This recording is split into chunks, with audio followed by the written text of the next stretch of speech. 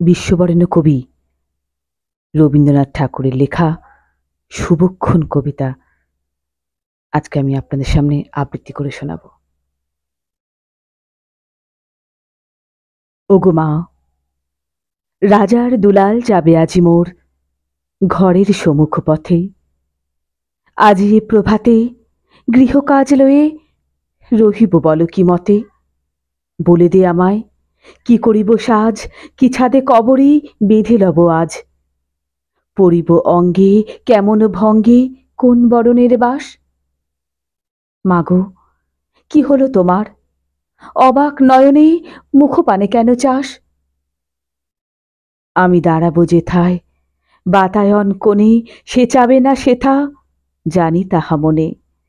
ফেলিতে নিমেষ দেখা হবে শেষ, যাবে সে সুদূর পুরে। শুধু সঙ্গের বাঁশি কোন মাঠ হতে বাজিবে ব্যাকুল সুরে। তবু রাজার দুলাল যাবে আজি মোর ঘরের সম্মুখ পথে। শুধু সে নিমেষ লাগি না করিয়া বেশ রহিব বল কি মতে।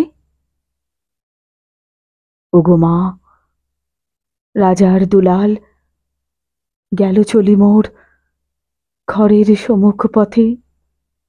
প্রভাতের আলো ঝলিল তাহার স্বর্ণ শিখর রথে।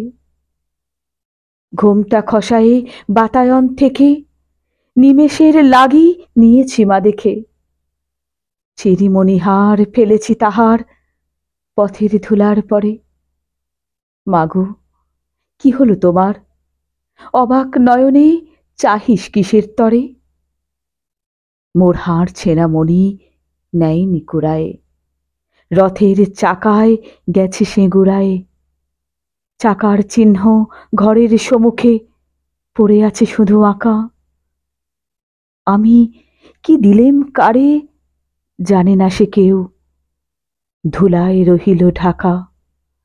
তবু রাজার দুলাল গেল চলি মোর ঘরের সম্মুখ পথে। মোর বক্ষের মণি না ফেলিয়া দিয়া রহিব বল কি মতে।